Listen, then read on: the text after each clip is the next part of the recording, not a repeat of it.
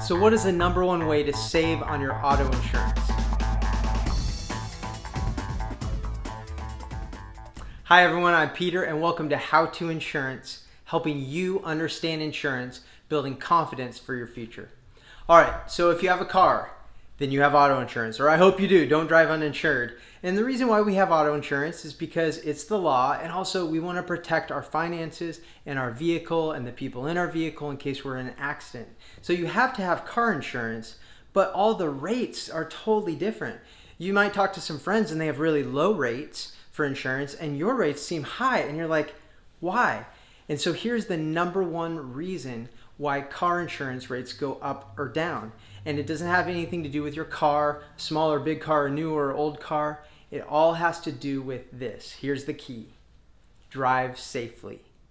Seriously. Just drive safe, guys. That's all we have to do. Because the number one thing that affects your rates is your driving record. If in the last 5 years you've had speeding tickets, you've had collisions or claims, you've had a DUI or reckless driving or any sort of problems with your driving, the insurance companies pick that up. You seem like a perceived risk and the rates go up. So the number one way to save on your auto insurance is to drive safely.